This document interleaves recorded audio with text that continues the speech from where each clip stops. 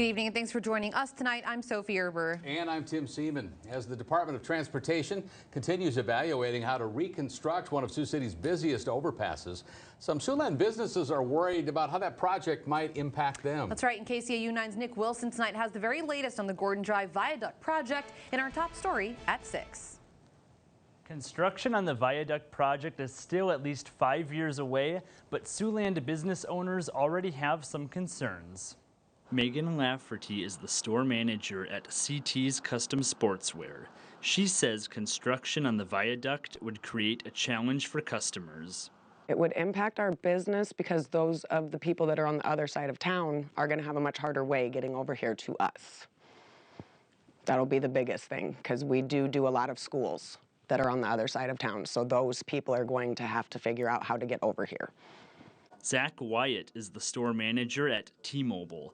He says construction on the viaduct would decrease foot traffic and they would have to find creative ways to reach potential customers. Possibly through social media and word of mouth, hopefully. And also, you know, even small things like wearing our merchandise out in town. Dakin Schultz is the transportation planner for the Department of Transportation. He says he knows businesses are worried about what the viaduct project could do to them. Most people don't want to lose their business to a highway project.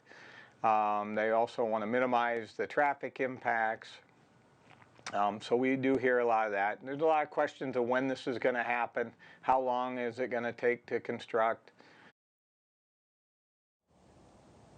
Schultz says public input as well as the impact on area traffic are factors the DOT is considering while evaluating the viaduct. Nick Wilson, KCAU 9 News.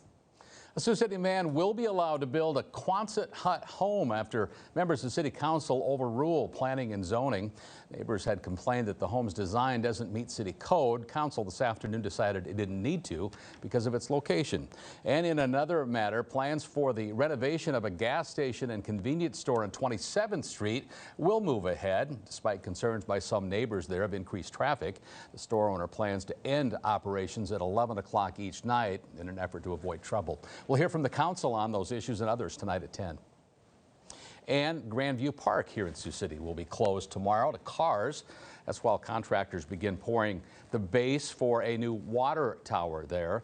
The City Engineering Division says that entrances at Stone Park Boulevard and 24th Street will be utilized for construction traffic only. The park will remain open to pedestrians. That closure will begin in the morning and is expected to end by evening.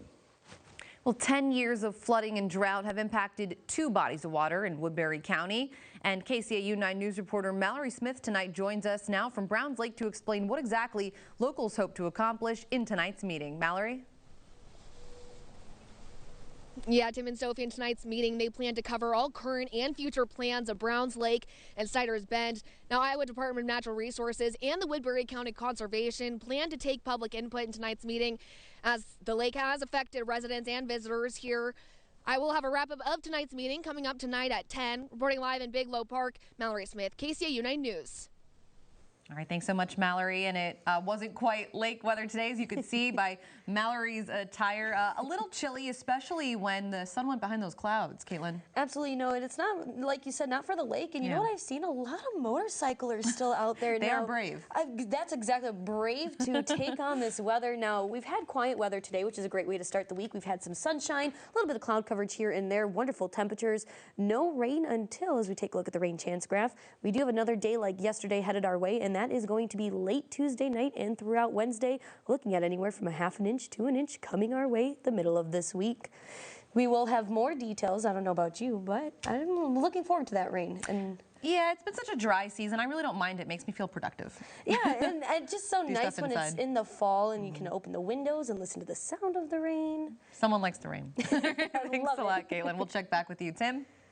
Thanks. An Ankeny woman is making history by becoming the first female enlisted infantry soldier in the Iowa National Guard.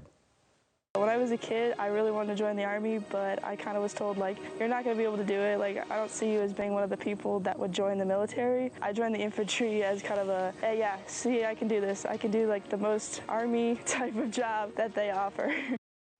Combat arms positions weren't open to women in the U.S. Army until 2016. As pandemic restrictions continue to relax, couples across the country are tying the knot at a record pace. According to the wedding report, 2021 is estimated to see nearly 2.8 million weddings in the United States, which is double the amount of weddings in 2020. Now, while most Siouxland wedding venues are booked weekends through the summer months typically, this year some venues are booked the entire year, with some anticipating continued demand going well into 2022. I would definitely say the pandemic increased the volume of inquiries. We've had more and more people, as soon as they find out that there's availability, are wanting to book their venue and their spot. I think this past year, sadly, we probably had to turn away more people than accept people because the date was already pre-chosen and selected. KCAU 9's Jason Toktagian shows us how local venues are working overtime to accommodate the influx of events. That's all coming up tonight at 10. Shields Field at Miracle League Park is nearing completion. Over the weekend, the turf field was laid into the lot just east of the current Miracle League field, and workers are currently putting up the dugouts there as well as fencing around the field. Shields Field is meant to further the organization's goal of having athletes of all abilities play together. The field is expected to be complete sometime later this month. The second annual Bogey Scare is gearing up for its final week of operations. The haunted layover of Arnold's Park Amusement Park offers 3 mazes, live actors, and plenty of spooky activities for thrill seekers. Park officials have noticed similar crowd sizes attending the Friday and Saturday nights this month compared to Bogey Scare's inaugural year.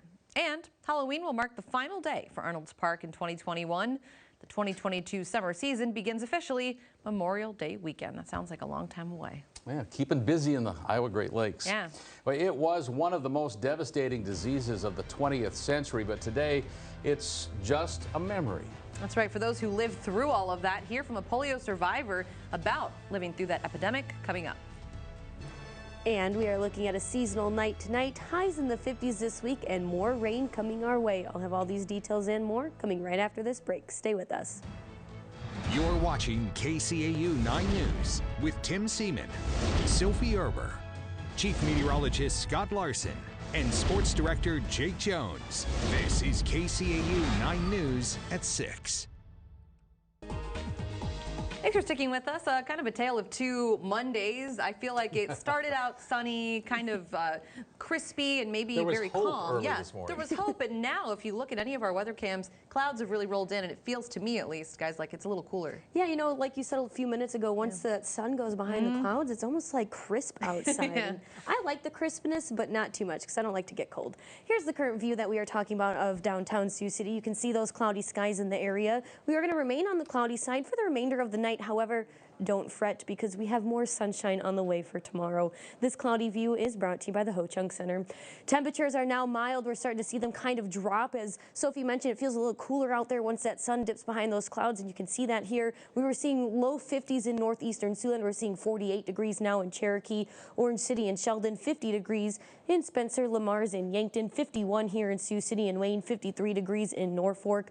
Weekend is looking to be pleasant with a high of 50 degrees by Sunday, and then going into next week, we will see a little bit of a short wave or cold front move through that will drop temperatures into the upper 40s by the start of next week. Today's viewer photo of the day is perfect fishing weather. It was cloudy and cool, according to Matt Rode, who caught this awesome paddlefish, which was in the slot and later released.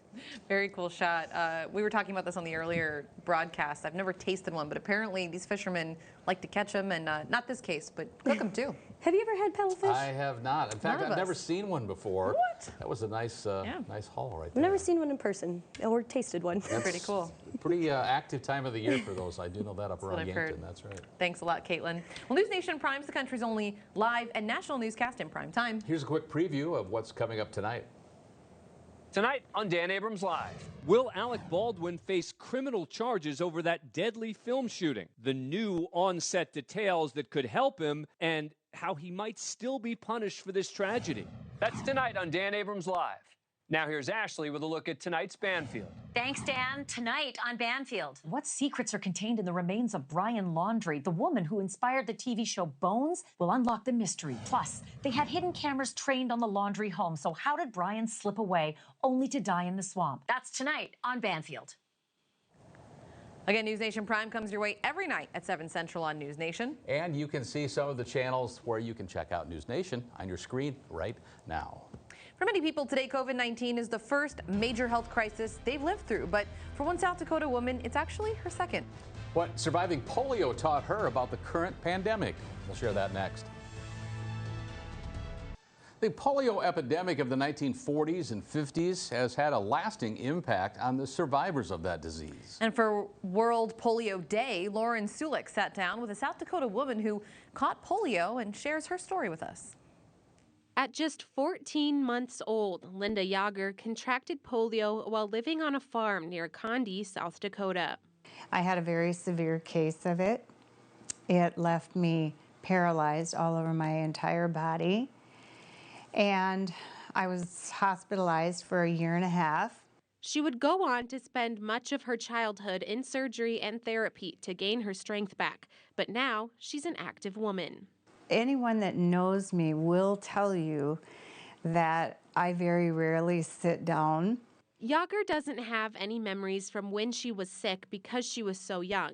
However, as she's grown up, she's done a lot of research on the polio epidemic. One of the things that struck me is that up and down the hallways in the hospital, you could hear babies and children crying because our family couldn't come in with us. It was like COVID. And as she's lived through another pandemic, Yager has begun to understand more of what life might have been like in the 40s and 50s. And also the relief that they have done research again and come up with, a vaccine and ways to avoid it. Yager now lives in Hartford with her husband, Brad, and 3 cats. She has 3 daughters, each in the medical field. And with every surgery that I've had, usually there's a 3-month time frame where I'm not able to get up and walk. I have to use a wheelchair, but there again, once that's over and done, I'm just so thankful to be up and moving again. So it's really given me an appreciation of that, because I know I was around in my years of therapy, I was around people that would never walk again. So I learned to appreciate. In Hartford, Lauren Solik.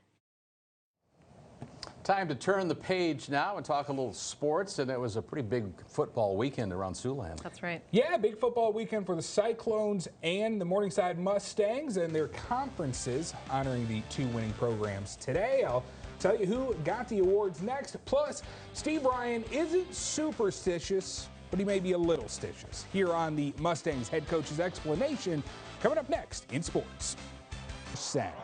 Then on the other side of the ball, defensive end Will McDonald IV named the Big 12 Defensive Player of the Week after picking up 5 tackles, 2 sacks, 2 QB pressures, and a pass breakup in ISU's win. Both of his sacks couldn't come at a better time, too, getting back-to-back sacks late in the game in the 4th to force an Oklahoma State punt. With 7.5 quarterback takedowns, McDonald #1 in the Big 12. Cyclones hitting the road for West Virginia this Saturday, looking for their 4th straight Big 12 win with a 1 o'clock kick. Can't wait to see that one. Yeah, they're, after that kind of slump at the beginning of the year, they're trending upwards, and that seems to be a pattern. If you listen to the team, that's something they've kind of come to expect in the Matt Campbell era. Stage is set to make it to the Big 12 title game. Really They are right there. With a few games to win, but yeah, they've got to win. They need a couple other teams to help them out, but they're right there. All right, thanks a lot. You keep us posted, Jake. And we check in for one final forecast just after this break with Caitlin. But first, we'll take you outside right now. Sunset over Wayne America. Everybody's looking for a good bargain if you've ever attended an auction. Yeah. I don't know if this is a bargain or not, but it is big bucks. The world's biggest Triceratops skeleton, known as Big John, sold for $7.7 million at auction in Paris recently. I didn't know he had a name. Big John was found back in 2014, get this, in South Dakota.